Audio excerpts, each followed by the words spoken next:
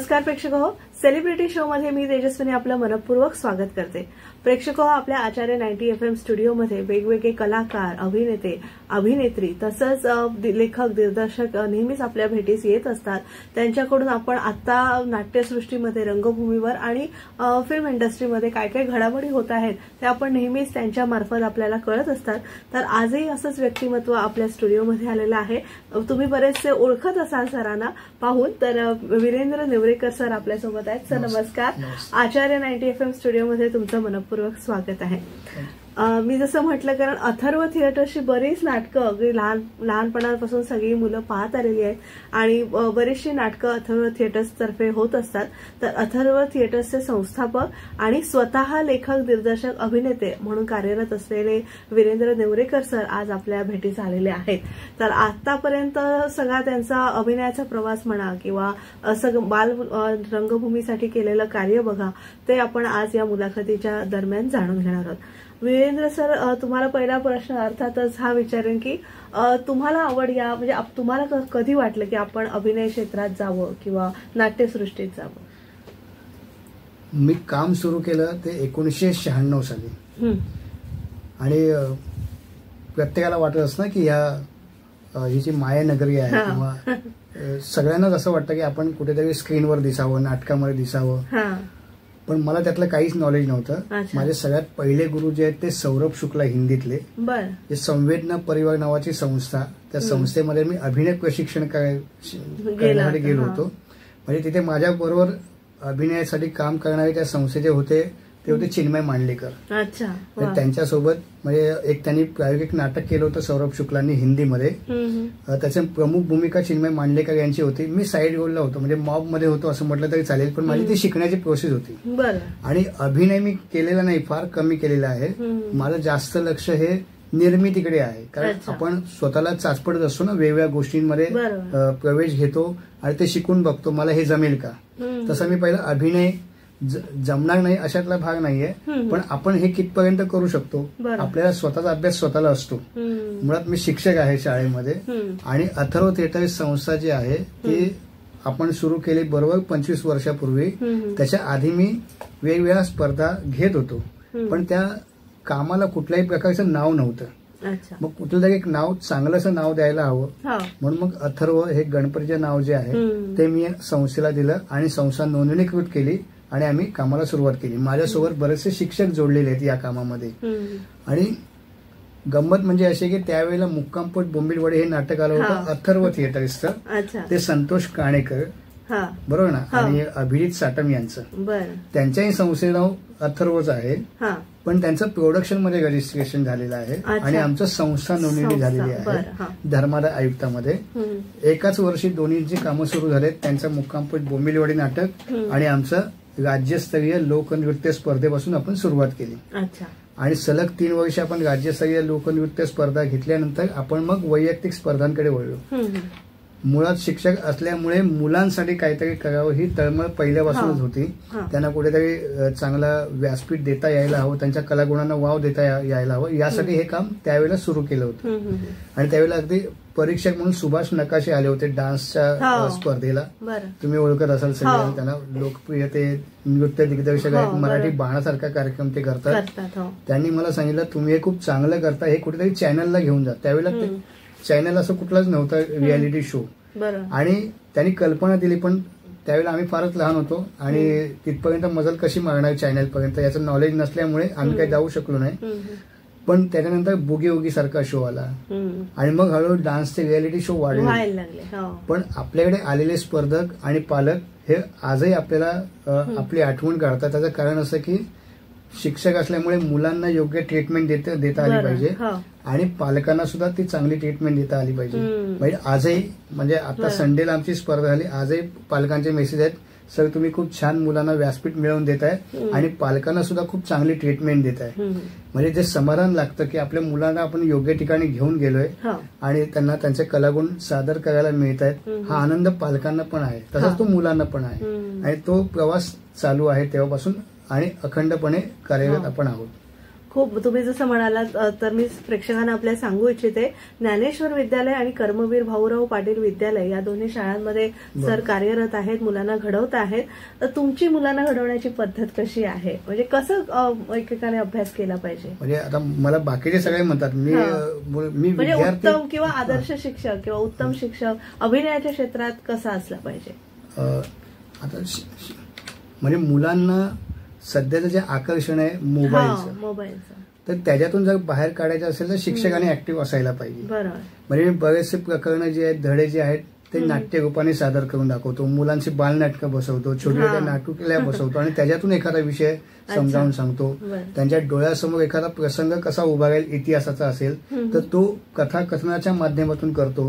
म्हणजे मी प्रयोग असे केलेले आहेत की श्वास सिनेमाच्या ज्या लेखिका आहेत माधुरी घारपुरे मॅडम, त्यांना मी एकदा बोलवलं होतं शाळेमध्ये कथाकथन करण्यासाठी मुलांसमोर. मुलांना कथाकथन हा विषय कळायला हवा, गोष्ट कशी सांगितली जायला पाहिजे. मग त्याचा एक प्रात्यक्षिक त्यांच्यासमोर जर असेल तर त्यांना तो एक अनुभव मिळेल आणि मग ते स्वतः मुलं कथाकथनमध्ये सहभाग घेतील किंवा त्यांची बोलण्याची पद्धत सुधारेल. तर तो अशा प्रकारचे वेगवेगळे प्रयोग मी करत असतो.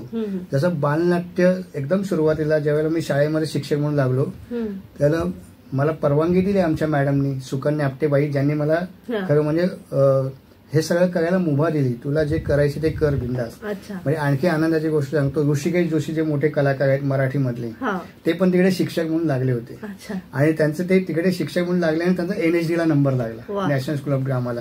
आणि त्यांनी सांगितलं की मॅडम माझा नंबर लागलाय, मला तिकडे जायचंय, मला ते शिकायचंय आणि मला त्याच्यात प्रयत्न करायचा त्या क्षेत्रामध्ये, पण माझं तिकडे काही झालं नाही तर तुम्ही मला परत घ्याल का? पण बाई म्हणाल्या तुमचं एकदम चांगलं होणार आहे, तुमच्याकडे प्रचंड गुण आहेत, तुम्ही निर्धास्तपणे जा आणि काही झालं तर बिंदास या. म्हणजे सुकन्या आपटेबाई ह्या आम्हाला अशा लाभल्या की ज्यांनी आम्हाला सपोर्ट केला. त्यांना सपोर्ट केला, मलाही सपोर्ट केला की मुलांसाठी करतोय, कर बिंदास. मग डॉक्टर मोहन आगाश यांचा विषय जो होता, म्हणजे त्यांनी ग्रेट थिएटर चळवळ जी सुरू केली त्याच्या अंतर्गत त्यांनी श्रीरंग गोडबोले, प्रवीण तरडे, त्यानंतर देशपांडे, ऋषिकेश देशपांडे, विभावरी देशपांडे यांनी काही नाटकं लिहिली मुलांसाठी.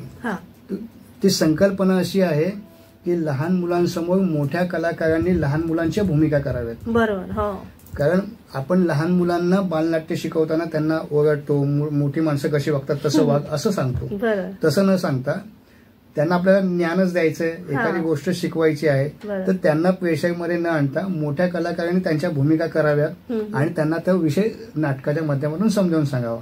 तर या संकल्पनेच्या अंतर्गत त्यांनी 5 बालनाटकं केली होती आणि माझी प्रचंड इच्छा होती की या सगळ्या कलाकारांना पुण्यावरून इकडे आणावं आणि आपल्या मुलांना ते नाटक दाखवावं, ती नाटकं दाखवावी. आमच्या सुकन्या आपटेबाईंशी मी बोललो, त्यांनी मला परवानगी दिली, सगळं बजेटही सँक्शन केलं आणि मग सकाळ अधिवेशनासाठी 5 नाटक सादर करणार आणि दुपारी असे दिवसाला 2 प्रयोग, असे 10 प्रयोग त्यांनी मुलांसाठी केले. मुलांना बालनाट्य म्हणजे काय ते कळलं, कारण स्लम एरियामध्ये राहणाऱ्या मुलांना नाटक थिएटरमध्ये जाऊन बघणं कठीणच, घेऊन कोण जाणार?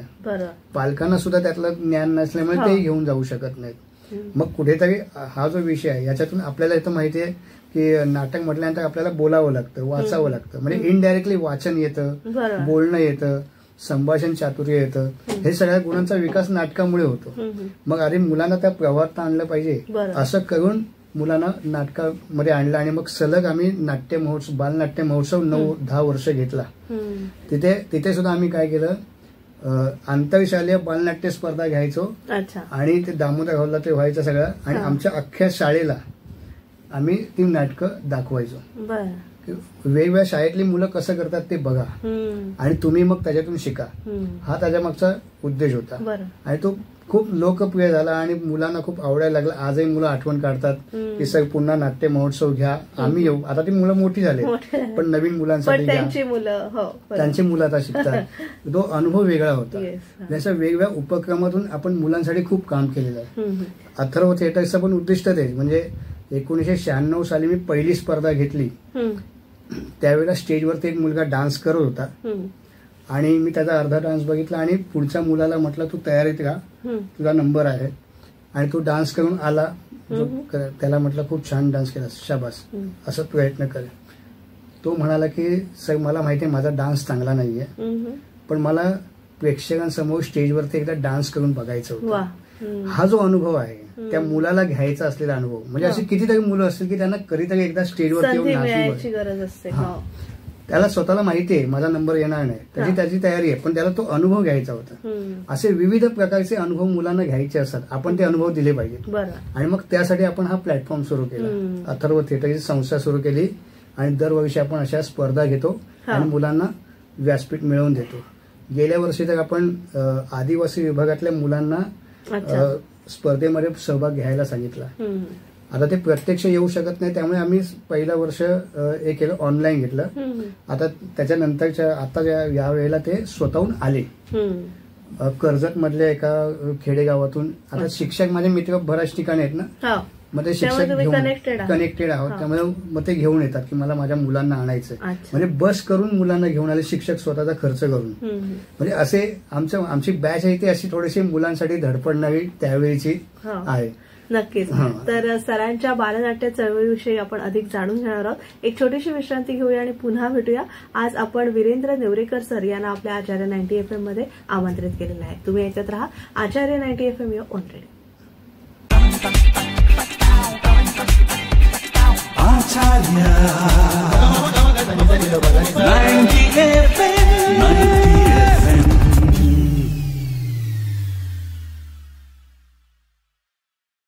विश्रांतीनंतर तुम्हा सगळ्यांचं पुन्हा एकदा स्वागत. तुम्ही ऐकत आहात आचार्य 90 FM ऑन रेडिओ आणि आज आपण सेलिब्रिटी शो मध्ये श्रोत वीरेंद्र नेवरेकर सर यांना आमंत्रित केलेलं आहे. सर, बालनाट्य चळवळ म्हटल्यावर एक मोठी चळवळ आहे ती, आणि त्यात फार मोजकी नावं आपल्याकडे आहेत, म्हणजे सुधाताई असतील किंवा आपल्या नैना आपटे असतील. तर ह्या खरं तर सगळे आपले म्हणजे सगळे कलाकार बिझी असतात, पण तरी सुद्धा पुढची पिढी घडवण्यासाठी सगळ्याच कलाकारांनी थोडं थोडं आपलं कॉन्ट्रीब्युशन देणं, किमान आपल्या मुलांना किंवा आजूबाजूच्या परिसरातल्या लोकांना तिथे बालनाट्यासाठी आणणं, हे जरी त्यांनी केलं तर फार ते सोयीचं होईल. तुमचं काय यामागे विचार आहे की बालनाट्य चळवळीकडे कसं पाहिलं पाहिजे सगळ्या लोकांनी? काय होतं शाळांमध्ये, आता मी पण शिक्षक आहे, मी पण शाळेमध्ये बालनाट्य बसवतो. एक बालनाट्य बसवल्यानंतर त्याचा एकच प्रयोग होतो, त्याचे प्रयोगच लागत नाहीत. बरोबर. तर मुलांचं एक नाटक आम्ही 1.5 महिना 2 महिने प्रॅक्टिस करणार आणि एकच प्रयोग करणार, मग पुढे ते पुन्हा वर्षभर काहीच नाही. तर माझं असं म्हणणं आहे की हे जे प्रयोग आहेत ना, हे प्रयोग लावण्यासाठी प्रेक्षक वर्ग पण त्यांनी पण सपोर्ट करायला पाहिजे, आणि त्याचबरोबर सभागृह जे आहेत, नाट्यगृह आपण म्हणतो नाट्यगृह, तर बाल रंगभूमीसाठी असं एक नाट्यगृह पाहिजे की तिथे कमीत कमी खर्चामध्ये मुलांना तिकडे जाऊन स्वतःचं नाटक सादर करता येईल. तशी सुविधा नाहीये, कारण आज नाटकासाठी थिएटरची जी भाडी आहेत ते व्यावसायिक नाटक करणाऱ्यांनाही परवडत नाही, बालनाट्य करणाऱ्यांना कसे परवडतील. आणि त्यात शाळांनी सुद्धा असा सक्रिय सहभाग घ्यायला पाहिजे की, म्हणजे माझं असं स्वप्न आहे की मी बालनाट्य महोत्सव घेणार आता यावर्षी. त्यावेळेला महानगरपालिकेतल्या जास्तीत जास्त, म्हणजे आता माझं तसं बोलणं मी करणार आहे शिक्षण अधिकाऱ्यांकडे की अशा तुम्ही शाळा निवडून द्या मला, की त्या शाळांना मी बालनाटकांना विनामूल्य त्यांना दाखवेन, महोत्सव घेईन, स्पर्धा घेईन. विविध शाळा आता नाटक बसवण्यासाठी लागणारा खर्च काही खासगी शाळा करतात, तर त्या सगळी ती जी सगळी नाटकं आहेत ती सगळी महानगरपालिकेतल्या मुलांना बघायला मिळाले पाहिजे, कारण तोपर्यंत त्यांना तो विषय कळणार नाही. आपल्याला बाहेर काढायचं असं म्हणून चालणार नाही, काहीतरी पाऊल उचललं पाहिजे. तर आणि आता पाहायला गेलं तर एक आणखी निदर्शन झालं की मराठी मीडियमची संख्याच कमी होत चालली मुलांची. हे दुर्दैवाची गोष्ट आहे, पण कालचा अनुभव फार चांगला होता. संडेला आम्ही दादर केंद्रामध्ये आम्ही स्पर्धा घेतल्या. तिथे जे अभिनय स्पर्धेला आलेली मुलं आहेत, वैयक्तिक अभिनय, एक पात्री अभिनय स्पर्धेसाठी त्यांनी जे प्रसंग निवडले होते, कोणाचे, ती पुलगाणी, पु ल देशपांडेंचं व्यक्ती आणि वल्ली, त्यानंतर सोयराबाईची भूमिका, शंभूराजांची भूमिका, म्हणजे ऐतिहासिक आणि साहित्यिक आणि म्हणजे तसं लिखाण आता सध्या मुलांना, म्हणजे अभिनय स्पर्धेसाठी जर एखादा प्रसंग घ्यायचा झाला द्यायचं काय, हा प्रश्न इथून पडतो की यांना छोटीशी नाटिकामध्ये 5 मिनिटाचा 3 मिनिटाचा यांना प्रयोग सादर करायचा आहे, यांना मी देऊ काय? माझ्याकडे झाशीची गाणी आहे, रायगडाला जेव्हा जाग येत आहे, नटसम्राट म्हणूया कोणताही प्रयत्न केला तर, या व्यक्ती आणि वल्ली आहे, असे काही आहेत. पण नवीन असं काही लेखन सापडत नाहीये, मिळत नाहीये, किंवा कोणी पुढाकार घेत नाहीये, किंवा घेतलं असेल ते लोकांपर्यंत पोहोचलं नाही असं असेल. आणखी एक दुर्दैवाची गोष्ट अशी आहे की पूर्वी जसे आम्ही शिक्षक होतो, आताही शिक्षक आहेत करणारे, पण कामाचा व्याप एवढा वाढलाय की या गोष्टींकडे लक्ष द्यायला मिळत नाही. शिक्षकांसाठी कार्यशाळा होणं गरजेचं आहे. मग लेखनाची कार्यशाळा असेल, दिग्दर्शनाची असेल, म्हणजे मग ते सगळे शिक्षक मुलांसाठी शाळेमध्ये ते प्रयोग करू शकतात, शिकलेल्या गोष्टींचा वापर करू शकतात. आता आम्ही बीएमसी शाळांचा बालनाट्य महोत्सव झाला, स्पर्धा झाल्या, तिथे हाच विषय होता की प्रॉपर शिक्षकांना माहित नाहीये की नाटक बसवायचं म्हणजे काय करायचं, बालनाट्य करायचं म्हणजे काय. त्यांना माहित नाही, ते मुलांना कसं सांगणार. मुलांची काही चूक नसते, त्यांना आपण जे सांगणार तेच मुलं करणार. पण मीच जर त्यांना सांगू शकलो नाही है की नाही, मग तिथे अडचणी निर्माण होतात. आणि काही शाळा ज्या आहेत त्या काय करतात, प्रोफेशनल जे असतात त्यांना हायर करतात. मला ती गोष्ट नाही आवडत. शिक्षकांना करू द्या. त्याच्यामध्ये काय होतं, 10 नाटकं असेल, त्यातले 8 नाटकं प्रोफेशनल डिरेक्टरने केलेली असतात, 2 नाटकं शिक्षकाने केलेली असतात. त्यांचा अन्याय होतो. त्यांनी प्रयत्न तर केलाय ना स्वतःहून करण्याचा. आता तुम्ही जर असे प्रोफेशनल कलाकार पण इकडे घुसवायला लागलात तर मग शिक्षक तयार कधी होणार, शिक्षक जे तयार आहेत त्यांना कॉन्फिडन्स कधी येणार, ते स्वतःमध्ये डेव्हलपमेंट कधी करणार. हा, पण काही शिक्षक आहेत ते करतायत अजूनही प्रामाणिकपणे. म्हणजे मी आज तर गेला तर मलाही बऱ्याचदा वेळ नसतो, एवढी कामं असतात, पण तरी पण मीच बसवतो, मी नाही कोणाला बोलवत. आणि पालकांनी सुद्धा थोडं लक्ष दिलं पाहिजे की फक्त आपला म्हणजे ज्या पूर्वीच्या पारंपरिक हे होत्या की डॉक्टर, इंजिनियर, वकील, हे थोडं एंटरटेनमेंटला सुद्धा आता किती चॅनल्स आहेत, आणि कलाकार सुद्धा, आणि बालनाट्य म्हणजे लहान मुलांपासून, आणि सगळ्यांनी काही अभिनेताच व्हायची गरज नाहीये, कोण लेखक होऊ शकतं, कोण व्यवस्थापन मध्ये करिअर करू शकतं. म्हणजे अनेक स्ट्रीम्स आहेत आपल्या नाटकाचं. जरी फक्त आपण म्हटलं तर फक्त अभिनेताच म्हणून त्याला नावारूपाला आलं पाहिजे असंही काही नाही. बऱ्याचशा गोष्टी आहेत ज्या पालकांनी सुद्धा मनावर घेतल्या पाहिजे, कारण entertainment comes at the last असं आहे. याचा आपण अनुभव नुकताच कोरोनामध्ये देखील घेतला की एंटरटेनमेंट फॅकल्टी नंतर येते, तर ती प्रायोरिटी थोडी झाली पाहिजे. तर त्या अनुषंगाने यावरती मला खूप आवर्जून सांगावं लागेल की जी मुलं एकांकिका करतात, बालनाटकांपासून पुढे कॉलेजला जातात, एकांकिका करतात, अशी भरपूर मुलं मी पाहिले जी पुढे एकांकिकाच करत राहतात वयाची 35व्या वर्षापर्यंत, 40व्या वर्षापर्यंत. आयुष्यात स्टेबिलिटी नसते, जॉब नसतो, त्यांना आशा असते की कुठेतरी मला ब्रेक मिळेल आणि मग मी जाईन. कॉम्पिटिशन सुद्धा तेवढं आहे ना, पण त्यासाठी यांना मार्गदर्शन इम्पॉर्टंट आहे. जसं नॅशनल स्कूल ऑफ ड्रामा आहे, ललित कला केंद्र आहे, FTI आहे. थोडासा संयम ठेवायला पाहिजे आणि थोडासा वेळ द्यायला पाहिजे, आणि मग तुम्ही पुढे जाऊ शकाल प्रॉपर शिक्षण घेऊन. आणि तिकडनं जसं आता चिन्मय मांडलेकर जे आहेत ते NSD ला गेले, बरेचसे कलाकार NSD ला गेल्यानंतर त्यांचं काय पलट झालंय त्यांच्या आयुष्यामध्ये, खूप प्रोग्रेस झालेला आहे. तर ते प्रॉपर शिक्षण जे आहे त्याचे आणखी एखादी ब्रांच असणं गरजेचं आहे, जे इतर मुलं जे आहेत, कारण मी अभ्यास केला NSD मध्ये लिमिटेड मुलं आहेत, ललित कलामध्ये पण लिमिटेशन आहे, FTI ला पण आहे, आणि शिकून आल्यानंतर पुढे त्यांना कामं पण मिळाली पाहिजे. मग ते त्याचं पण प्रशिक्षण मिळालं पाहिजे ना, स्ट्रगल कसा करायचा. म्हणजे पालक सभेमध्ये किंवा पालकांना नेहमी सांगतो की गुलाबाचं झाड असतं, बरं, आपण मुळाला पाणी घालतो मग फुल फुलतं. आणि पालकांनी याचा अभ्यास केला पाहिजे की माझा मुलगा आता डान्स करतोय किंवा अभिनय करतोय किंवा गाणं गातोय, तर पुढे हे क्षेत्र करिअर म्हणून निवडताना याला पुढे मार्ग कसा दाखवायचा. आणि मार्ग चांगलेच आहेत, आणि अस्थिरता आहे म्हणून थोडी लोक घाबरतात. तो पण एक पालकांचा विचार असतो की हे क्षेत्रात स्टॅबिलिटी नाहीये म्हणून या क्षेत्राकडे कोण जास्ती वळायला बघत नाही. पण आता तशी परिस्थिती नाहीये जी पूर्वी होती. आता भरपूर संध्या उपलब्ध झालेल्या आहेत, फक्त त्या संध्या मिळवता आल्या पाहिजे. अथर्व थिएटर संस्था स्पर्धा, प्रशिक्षण आणि निर्मिती 3 विभागात काम करतो. आम्ही स्पर्धेच्या माध्यमातून मुलं येतात, मग त्यातले काही पालक आम्हाला प्रश्न विचारतात, आम्ही त्यांचं काउन्सिलिंग करून त्यांना सांगतो की तुम्ही असं असं करा. मग ते काही पालक करतात आणि ते पुढे जाण्याचा प्रयत्न करतात. आणि ते हे स्पर्धक जे आहेत ना, तेच आमच्याकडे आता कोणी नाटकामध्ये काम करतंय, कोणी आयोजनामध्ये इव्हेंट मॅनेजमेंट करतंय, कोणी बॅकस्टेजला काम, कोणी प्रोडक्शन. जसं आता अनिश आहे आमचा, अनिश आमचा स्पर्धक आहे, विजयी स्पर्धक आहे गाण्यामध्ये आलेला. आज तो ह्या आमच्या संस्थेच्या इव्हेंट मॅनेजमेंटचं काम करतो सगळं. तर स्पर्धेच्या माध्यमातून हे होतं. आणि आम्ही प्रयत्न हा करतो की प्रशिक्षणाच्या माध्यमातून यातले काही असतात कलाकार ज्यांना प्रशिक्षणाची गरज आहे, त्यांना प्रशिक्षणही देतो. आणि मग राहिला निर्मितीचा भाग, आपण एक व्यावसायिक नाटक केलं 2016-17ला. त्यावेळेला आता मुकेश आहे, मुकेश त्याच्यामध्ये काम करत आहे त्या नाटकामध्ये. म्हणजे आपल्याकडे आलेल्या मुलांना आपण संधी देण्याचा प्रयत्न करतो पुढे आणि पुढे जाण्यासाठी मदत करतो. आपण एक सिनेमा पण केलेला आहे 2012-13 मध्ये, वपू कळेंचा श्री पार्टनर सिनेमा, त्याच्यामध्ये मी निर्माता म्हणून आहे. आणि आता काही 2-3 मी प्रोजेक्ट आहेत माझे मुलांच्या जीवनावर आधारित. एक खोबरं नावाचं एक मराठी कॉन्सेप्ट आहे, लहान मुलांचे सिनेमा आहे, ते लिहून तयार आहे. पटकथा लिहून झालेली आहे, आता डायलॉग रायटिंगचं काम बाकी आहे. आणि मग त्याचं पुढे ह्याच मुलांना पुढे संधी देण्याचा प्रयत्न आहे. त्यानंतर एक प्रायोगिक नाटक आहे, त्यासाठी मुकेश असणार आहे त्यामध्ये. आता वर्षा दांडळे मॅडम माहिती आहेत तुम्हाला, लाईट गेले का, हे त्यांचं प्रायोगिक नाटकाचं 9 तारखेलाच उद्घाटन झाले दीर्घांकाचं. ते आपले अथर्व थिएटरच्या अंडरच करतायत. आणि असे आपले पुढचे प्रयोजन आहेत.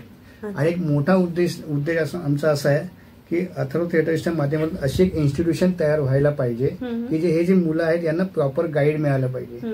म्हणजे NHD, ललित कला केंद्र, FTI नंतर पर्यायी काय असेल तर हा आहे. अगदीच निराश होण्याची गरज नाही, कारण अनुपम खेर इन्स्टिट्यूट मध्ये कोण जाऊ शकत नाही मध्यमवर्गीय, किंवा सुभाष घई यांच्याकडे पण जाऊ शकत नाही विसलिंगुडला. तर तो एक मधला भाग जो आहे का तिथे तुम्हाला प्रशिक्षण ते मिळेल, त्यासाठी आमचा प्रयत्न चालू आहे. आणि बोलणीही चालू आहे वरच्या लेवलवर त्या अनुषंगाने. पुढच्या 5 वर्षामध्ये आपली एक मोठी इन्स्टिट्यूशन तयार होईल. बरं, परत एक छोटीशी विश्रांती घेऊया आणि वीरेंद्र नेवरेकर सर यांच्याशी आपला संवाद असाच सुरू ठेवूया. तुम्ही ऐकत राहा आचार्य 90 FM ऑन रेडिओ.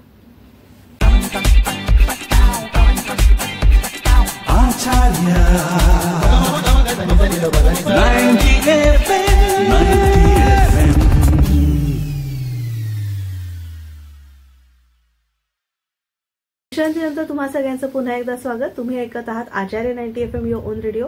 आणि आज आपण वीरेंद्र नेवरेकर सर, जे अथर्व थिएटर्सचे संस्थापक आहेत, यांच्याशी संवाद साधतोय. सर, आता आपण प्रामुख्याने मुंबईविषयी बोलतोय, पण आता महाराष्ट्रातच, म्हणजे मुंबईतच महाराष्ट्रातनं बरीच मुलं येतात आपलं करिअर घडवण्यासाठी.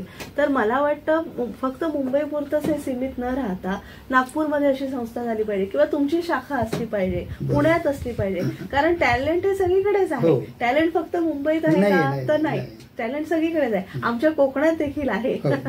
तर पण काय होतं, कोकणातल्या मुलांना किंवा नागपूर, विदर्भ, ह्या सगळ्या औरंगाबादच्या मुलांना सगळ्यांना मुंबईत येऊन स्ट्रगल करावं लागतं. तसं न होता आपलं जर बालनाट्य जी ही तुमची चळवळ आहे ती खेडोपाडी झाली तर जास्ती संयुक्तिक होईल. तसं काही तुमचा मानस आहे? आपण जे आता स्पर्धा घेतोय महाराष्ट्र उत्सव अंतर्गत, आपण ह्या वर्षी कोल्हापूर, दादर, बोरिवली, ठाणे, पनवेल या 5 विभागात घेतोय. यापूर्वी आपण गेल्या वर्षी कोल्हापूर नव्हतं, बाकीचे सेंटर होते. त्याच्या आधी फक्त मुंबई, ठाणे होतं. अच्छा. त्याच्या आधी फक्त दादर होतं. दादर. आता आपण हे सेंटर्स हळूहळू वाढवतोय. ते ह्याच चिन्ह आहे की आम्हाला भविष्यकाळात संपूर्ण महाराष्ट्रभर जायचं आहे स्पर्धांच्या माध्यमातून. आधी आमचं स्पर्धा हा विभाग जाऊ दे, तिथले लोकांना संस्थेचे परिचय होऊ दे, आणि मग हळूहळू प्रशिक्षणाचा तो भाग आहे. तुम्ही म्हणताय की तिथे ही चळवळ गेली पाहिजे, पोचली पाहिजे. तिथल्या मुलांना मुंबईमध्ये येण्यापेक्षा तिथेच तो अनुभव घेता आला पाहिजे आणि शिकता आलं पाहिजे.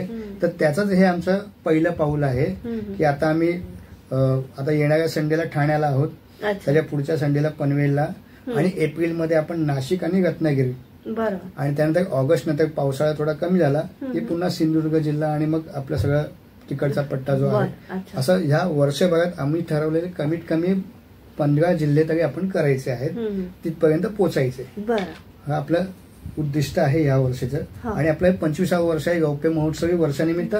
त्या हा एक संपूर्ण महाराष्ट्र उत्सव तुम्ही आरंभ केलाय.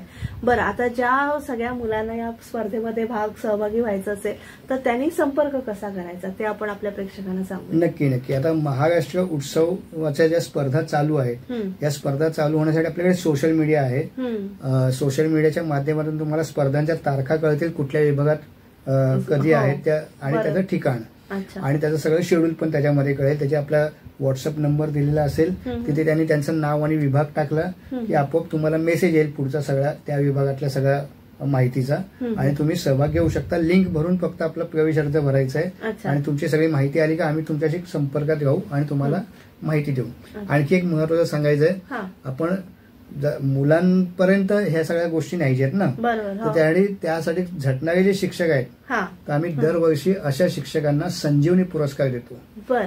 कलेमध्ये काम करणारे जे शिक्षक आहेत मुलांसाठी त्यांना कला संजीवनी पुरस्कार, खेळामध्ये मुलांना पुढे नेण्यासाठी जे धडपडत आहेत त्या शिक्षकांना क्रीडा संजीवनी पुरस्कार, साहित्य क्षेत्रामध्ये ज्या मुलांसाठी शिक्षक काम करतायत, लेखन करतायत आणि लेखनासाठी प्रवृत्त करतायत, वाचन संस्कृती वाढवत आहेत, त्यांना आपण साहित्य संजीवनी अशा प्रकारचे आपण पुरस्कार देतो. आणि यावेळी आपण आणखी एक अनाउन्समेंट केली, जे 2024 जानेवारी पासून आतापर्यंत 31 मार्च 2025 पर्यंत ज्या मुलांनी एखाद्या कलेमध्ये जास्तीत जास्त बक्षिसं मिळवलेली आहेत, प्रावीण्य मिळवलेलं आहे, तर त्यांना आपण बालरंग पुरस्काराने सन्मानित करणार आहोत. आणि तो आपला कार्यक्रम एप्रिल महिन्यात असतो शिवाजी मंदिरला दरवर्षी.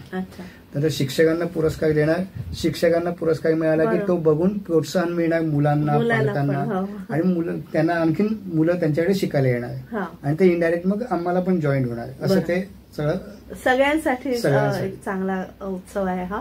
तर नक्कीच जास्तीत जास्त सगळ्या मुलांना, विद्यार्थ्यांना मी विनंती करेन की तुम्ही जास्तीत जास्त संख्येने महाराष्ट्र उत्सव मध्ये सहभागी व्हा आणि यांचा सरांचा जो कार्यक्रम आहे त्याचे अपडेट्स तुम्हाला सोशल मीडियाच्या माध्यमातून मिळतीलच. तर तुम्ही लवकरात लवकर रजिस्ट्रेशन करा. मला फक्त आभार माहिती सगळ्यांची म्हणू शकतो. हो शुअर. आता अथर्व थिएटर संस्था ही गेली 25 वर्ष अविरत अखंडपणे काम करते, पण ते काय एकट्याचं काम नाहीये ना, त्यासाठी सपोर्ट इम्पॉर्टंट आहे. तर पहिल्यापासून अगदी आजही माझे जे सगळे मित्र मंडळी आहेत, म्हणजे कमलेश आंबडसकर सर असतील, आता काही त्यातले शिक्षक आहेत, काही व्यावसायिक आहेत, आणि ते अजून म्हणून जेव्हा मला अडचण असते त्यावेळेला ते मला सहकार्य करत असतात. कमलेश आंबडसकर, शिवाजी अमन, सोपान मोरे, दीपक तनपुरे, आभा चिमण या प्राध्यापिका आहेत आता कॉलेजमध्ये. मग त्यांचं पण मग पालकांशी त्यांना ते सुसंवाद साधतात, काही अडचण असेल तर त्याही सोडवतात. काउन्सिलर पण आहेत, आभा चिमण मॅडम आहेत. त्यानंतर आता सध्या काम करणारे जयश्री सकपाळ मॅडम आहेत, म्हणजे जयश्री इंगळे, अनिश आहे, मुकेश आहे. म्हणजे या सगळ्यांचा सपोर्ट असल्याशिवाय होणार नाही, एकाचं काम नाहीये, बरोबर ना. फक्त त्यांनी मला पुढे उभं केलंय, पण हे सगळ्यांचं स्वप्न आहे. ज्यांना जसं शक्य असेल ते तसं आपल्याला सहकार्य करतात. पुन्हा ज्ञानेश्वर विद्यालयाचे शिक्षक, कर्मवीरचे शिक्षक आजही मला सपोर्ट करतात की तू खूप चांगलं काम करतोयस. ते शाबासकीची एक थाप आपल्याला प्रोत्साहन देणारी असते. नाही, आपलं वाक्य आहे, म्हणजे अथर्व थिएटरचं स्लोगन आहे, आत्मविश्वास, अनुभव आणि आपलेपणा देणारी संस्था. ते आहे. आणि माझं स्वतःचं असं मी म्हणतो, प्रोत्साहन म्हणजे मनाचा श्वास, की जो मुलांना प्रोत्साहन देत का ते काहीतरी करून दाखवणार, असं ते सगळं आहे. खूप खूप आणि तुमचे पण आभार. तुम्ही या ठिकाणी आम्हाला बोलवलं आणि बोलायची संधी दिलीत, आपलं मन मांडण्याची संधी दिली, त्याबद्दल खूप खूप आभार. Thank you sir, Virendra sir. आणि आपण अनिशचे आभार मानूया की एक छान वक्ते आणि एक छान चळवळ करणारे, बालनाट्यासाठी धडपड करणारे व्यक्ती आज आपल्या आचार्य 90 FM स्टुडिओमध्ये आले. त्याबद्दल तुमचे मनपूर्वक आभार आणि तुमच्या चळवळीसाठी खूप साऱ्या शुभेच्छा. थँक्यू. आणि पुढच्या वेळी याल तेव्हा बच्चे कंपनीला घेऊन या, एक छोटंसं नाटक आपण इथे सादर करूया ना. आहेत ना, खूप छान छान आहेत मॅडम. कालचे परफॉर्मन्स आहेत ना ते बघण्यासारखे आहेत. अच्छा. त्यांना आपण आणून प्रेझेंट करायला पाहिजे, एवढे जबरदस्त आहे. अच्छा, नक्कीच. तर प्रेक्षक, आज आपण सेलिब्रिटी शो मध्ये वीरेंद्र नेवरेकर सर यांच्याशी संवाद साधला. अथर्व थिएटरचे संस्थापक म्हणून आणि स्वतः लेखक, दिग्दर्शक आणि अभिनेते म्हणून ते कार्यरत आहेत आणि मुख्य त्यांची चळवळ आहे ती बालनाट्याची आहे. तर त्यांना आपण नेहमीच श्रेयस चिंतूया. आणि या मुलाखतीत मी इथेच आपला निरोप घेते. तुम्ही मात्र एकत्र आचार्य 90 FM ऑन रेडिओ. धन्यवाद. थँक्यू.